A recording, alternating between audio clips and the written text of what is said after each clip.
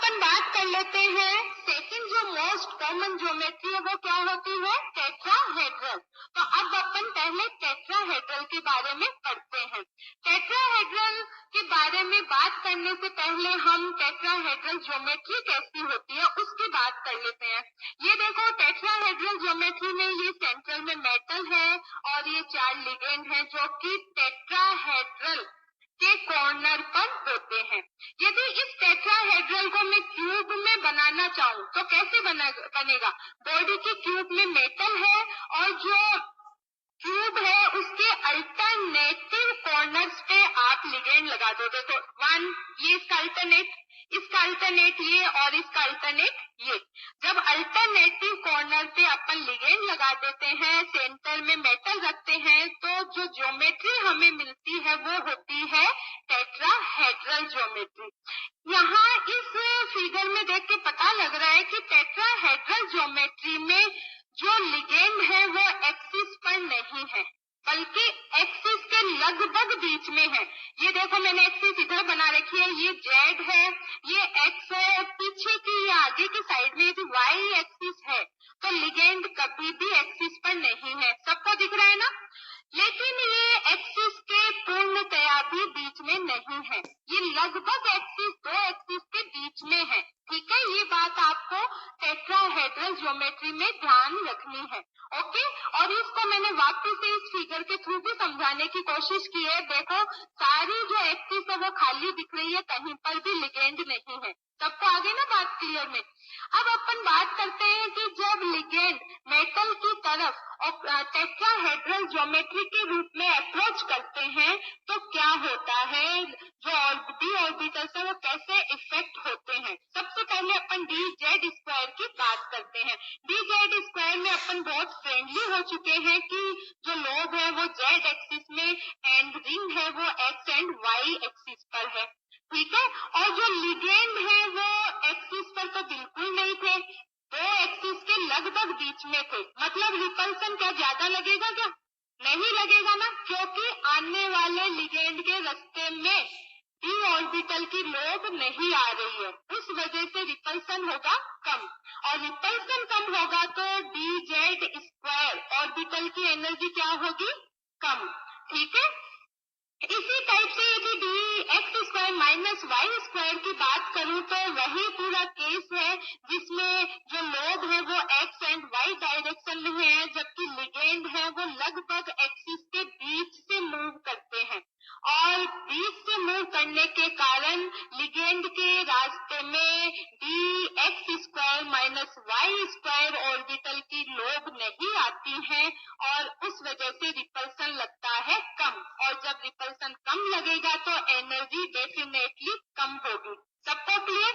मतलब tetrahedral geometry के दौरान ई सेट के जो डी ऑर्बिटल्स हैं उनकी एनर्जी कम होती है। यहाँ पर एक बात और बताना चाहूंगी कि ऑक्टाहेड्रल ज्योमेट्री के लिए हम इजी वर्ड को काम में लेते हैं क्योंकि ऑक्टाहेड्रल ज्योमेट्री में सेंटर ऑफ सिमेट्री पाई जाती है और सेंटर ऑफ सिमेट्री जिस सिस्टम में एग्जिस्ट करती है उस सिस्टम को हम जीरेट कहते हैं और उस जीरेट को रिप्रेजेंट करने के लिए हम सब स्क्रिप्ट के रूप में क्या वर्ड काम में लेते हैं? जी। जबकि टेट्राहेड्रल ज्योमेट्री में सेंटर ऑफ सिमेट्री एब्सेंट होती है, इसलिए हम इसे रिप्रेजेंट करते टाइम जी को रिमूव कर देते हैं। सबको क्लियर? अब नेक्स्ट अपन T2 सेट की तरफ बढ़ते हैं। T2 सेट में एक्स वाई की बात करूं तो जो लोब है वो होंगी एक्स और वाई डायरेक्ट एक्सिस के बीच में। ठीक है ना, और आपके लिगेंड भी लगभग 2 एक्सिस के बीच से मूव कर रहे हैं, पूर्णतया नहीं कर रहे हैं, ये बात मैं बार बार में बोल रही हूँ, है ना।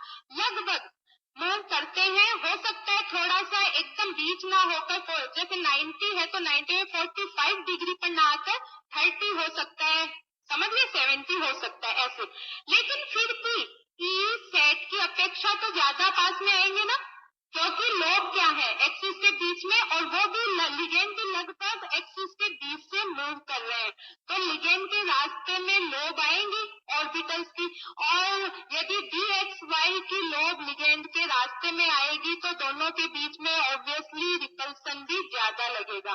रिपल्सन ज्यादा लगेगा तो एनर्जी भी डेफिनेटली हाई होगी।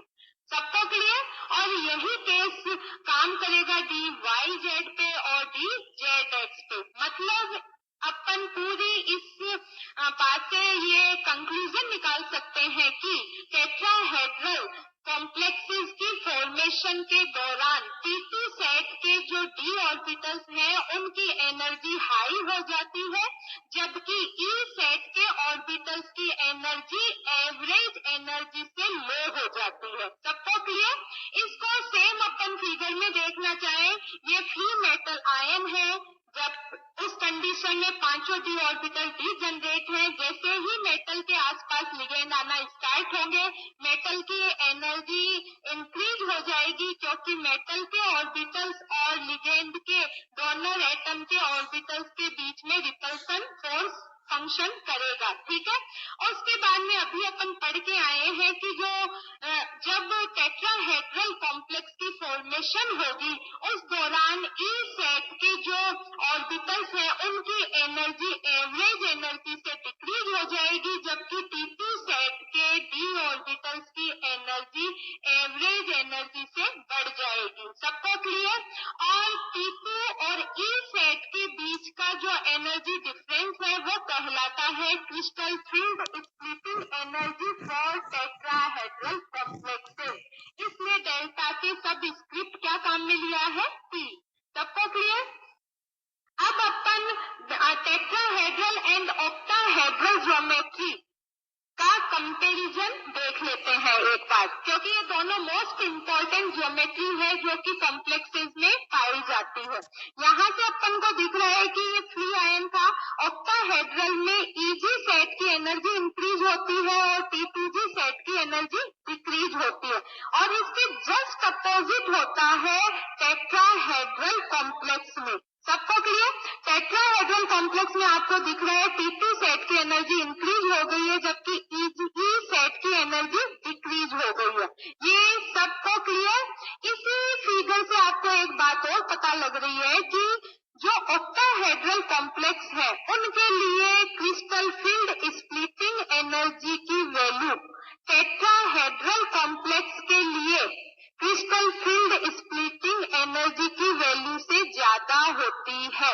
सबको क्लियर? इस फिगर में साफ मैंने क्लियर दिखाने की कोशिश की है ना? और tetrahedral crystal field splitting energy और octahedral crystal field splitting energy के बीच में क्या रिलेशन होता है? वो होता है delta T is equal to 4/9 delta O, और ये बात आपको याद रखनी है। ठीक है? इन दोनों के बीच में ये रिलेशन होता है। क्लियर? अब अपन ये जो मोस्ट